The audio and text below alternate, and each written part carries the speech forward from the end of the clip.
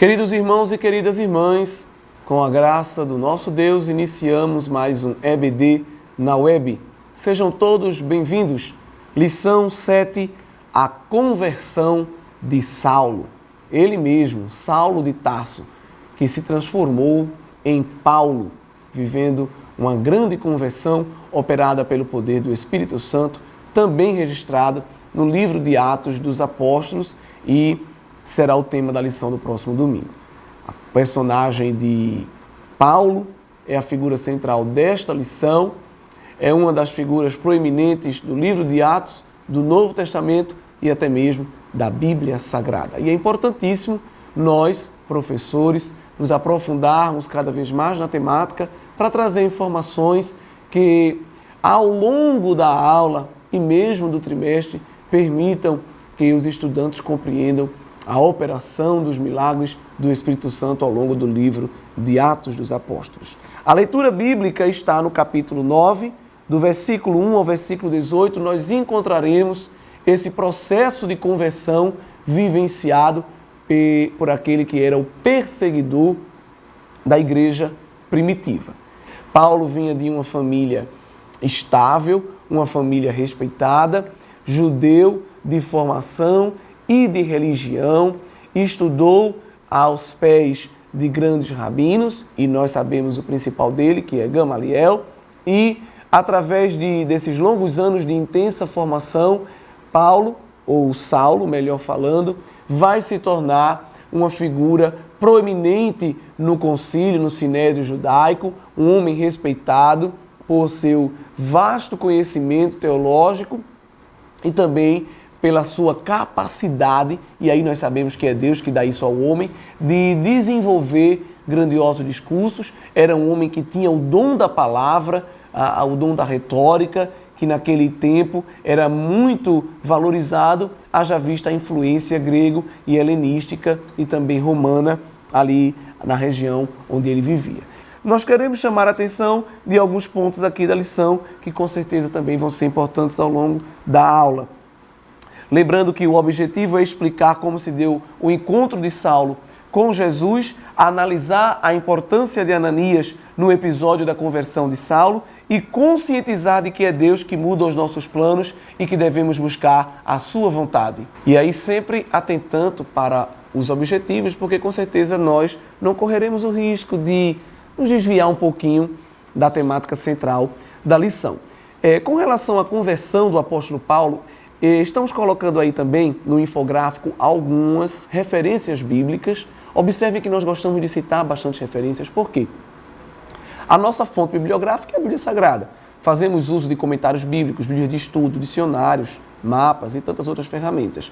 Mas a Bíblia Sagrada é o nosso material de estudo. E devemos fazer uso o máximo possível dos materiais que estão inseridos nos capítulos e versículos, quer do livro que estamos estudando, que é Atos dos Apóstolos, como os demais livros da Bíblia Sagrada, porque com certeza enriquece a aula, a exposição bíblica.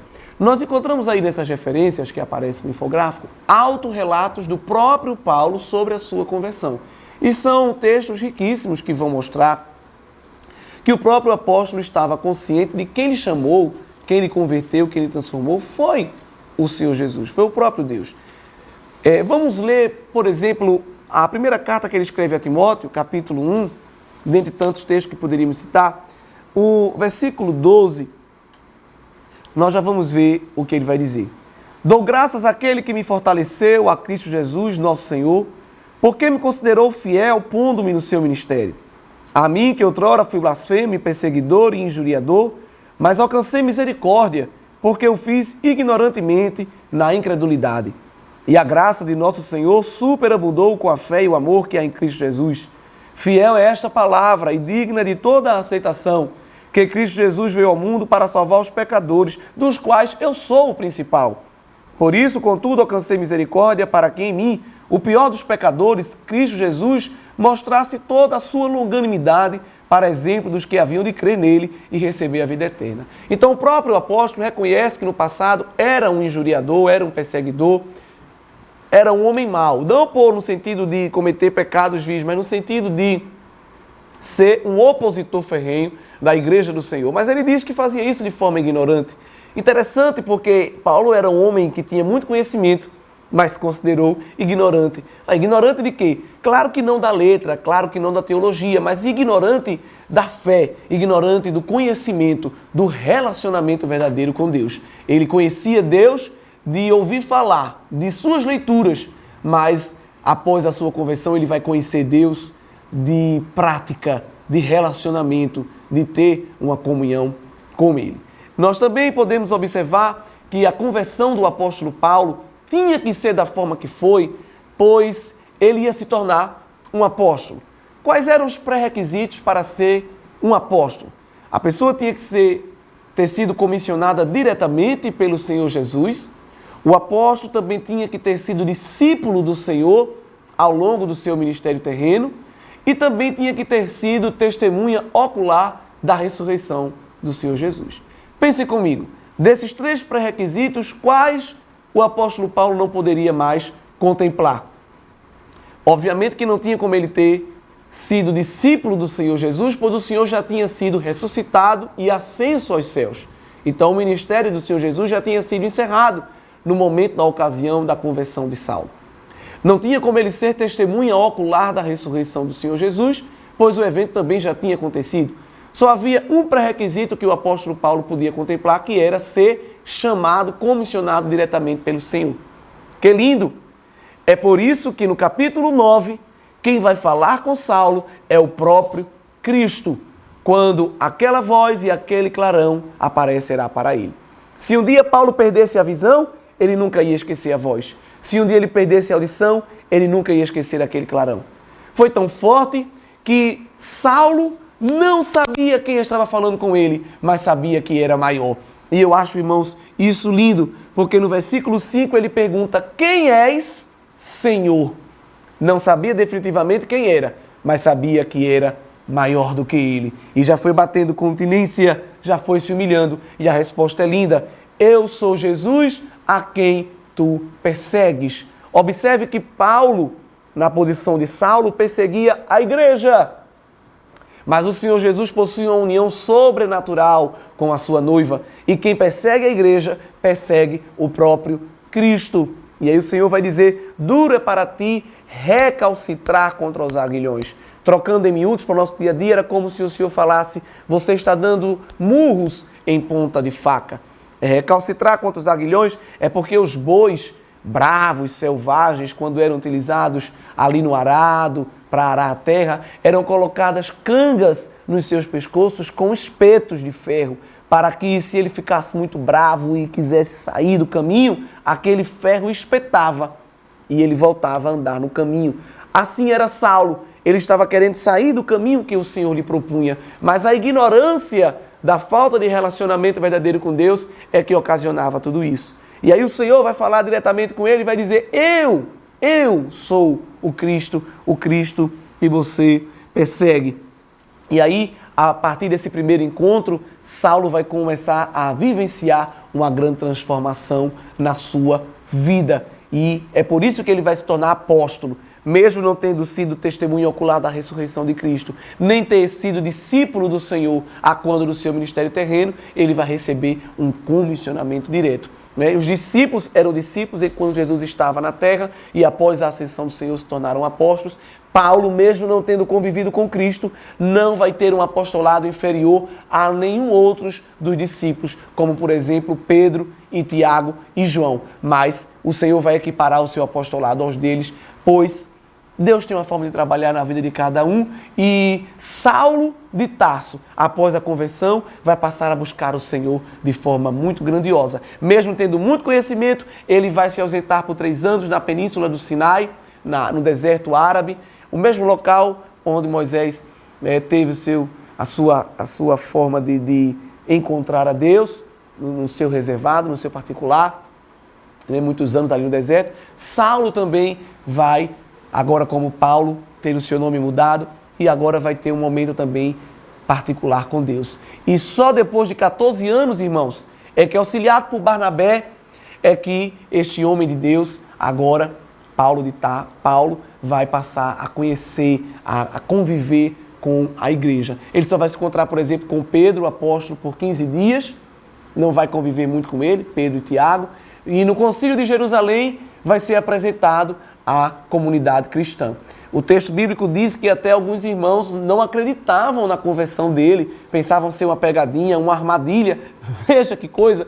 Deus fez uma transformação tão grande que as pessoas nem acreditavam. O próprio Ananias, profeta, o Senhor disse, olha, vai lá à rua direita se encontrar com um homem chamado Paulo. Senhor, tu sabes quem é este homem?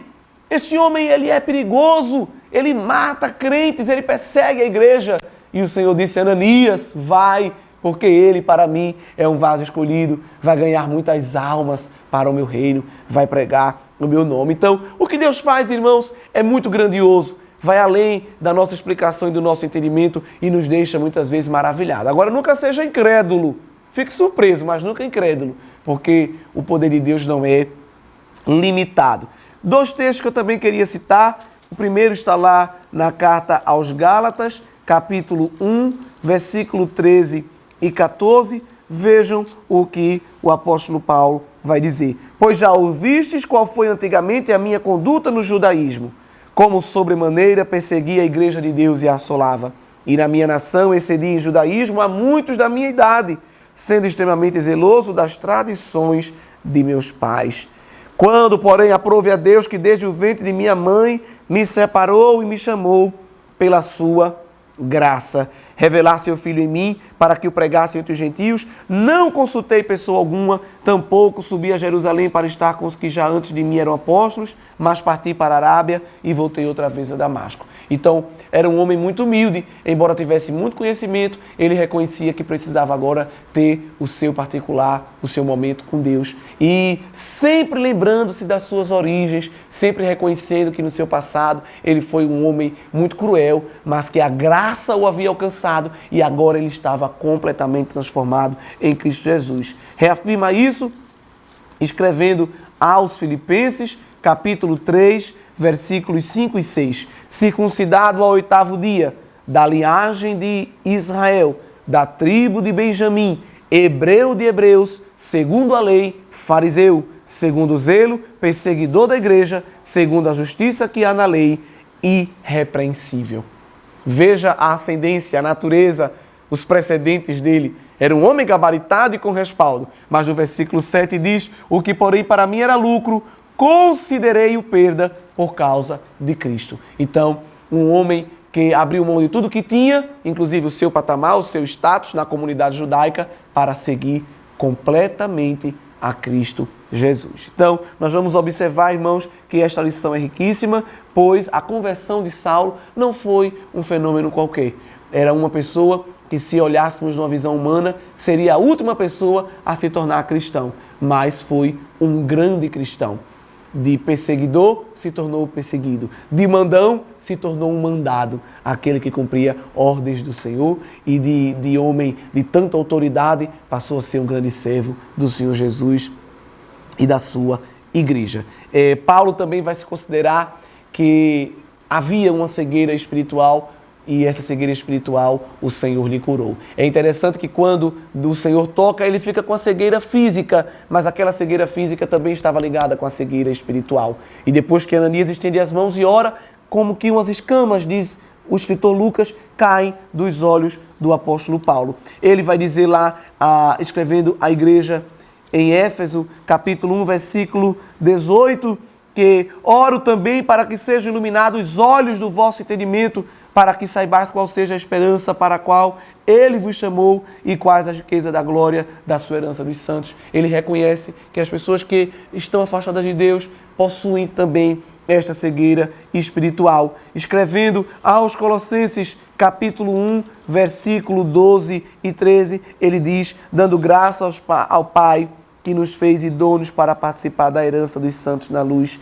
Ele nos tirou do poder das trevas e nos transportou para o reino do Filho do seu amor. Então, quem está ausente de Deus, obviamente que está em trevas, não tem o entendimento iluminado, não tem clareza na visão. E Deus curou Saulo de Tarso, agora Paulo, não só da cegueira física momentânea, mas também da cegueira espiritual. 2 Coríntios, capítulo 4, versículo 4, ele diz que o Deus deste século cegou os entendimentos dos incrédulos, para que não lhes resplandeça a luz do Evangelho e da glória de Cristo, que é a imagem de Deus. Mas quando Deus toca, quando Deus tem um encontro, quando Deus opera na vida de um homem, não há cegueira que permaneça e a glória de Deus resplandece. Ela não pisca, ela não faísca, ela resplandece com todo o seu poder e com toda a sua glória. Então, com certeza, a conversão do apóstolo Paulo foi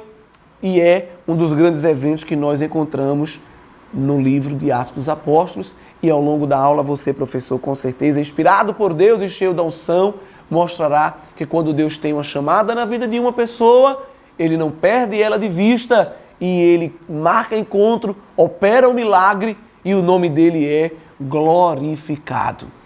Não sei se alguém que você conhece, você considera difícil que essa pessoa um dia venha se converter, mas Cristo, Ele marca encontros, como Ele marcou com Saulo no caminho de Damasco. Nada é difícil para o Senhor e não há coração de pedra que o martelo da palavra não esmiúce. A síntese da lição nos fala que a conversão de Saulo foi um dos acontecimentos mais importantes da história do cristianismo, pois ele foi o vaso escolhido para levar o evangelho aos gentios. Deus escolherá sempre alguém. Nunca podemos pensar também que somos insubstituíveis. Tem essas pessoas estão morrendo, quem vai anunciar o evangelho? O próprio perseguidor, que matou tantos, exterminou tantos que anunciavam a palavra, agora os substituiu e passou a evangelizar. Fale também, cite as 3 grandes viagens missionárias do apóstolo Paulo, um homem que conseguiu evangelizar grande parte da região geográfica onde ele vivia, extrapolando as fronteiras, chegando até a Espanha. Nós já citamos isso aqui em outras lições. Deixa Deus lhe usar e esta lição com certeza será uma grande bênção. E o texto áureo nos diz, ou o texto do dia: e caindo em terra ouvi uma voz que lhe disse: Saulo, Saulo, por que me persegues? Deus sabe mexer com o nosso íntimo. Veja o Senhor Jesus chamando o nome dele 2 vezes. Ele sabe tratar com cada um de nós. Por mais difícil que sejamos, o oleiro sabe moldar o vaso em suas mãos. Querido professor e querida professora, faça da sua voz um instrumento de Deus na terra e que ao expor, ministrar, explicar a lição deste domingo, que não seja apenas um ambiente acadêmico, científico, criterioso de análise bíblica, mas que os alunos sintam a presença de Deus e se alegrem com aquele que tem poder para transformar todos pelo poder da sua palavra. Louvamos a Deus pela vida de todos os irmãos e irmãs que fazem a escola bíblica dominical. Fiquem na paz do Senhor Jesus.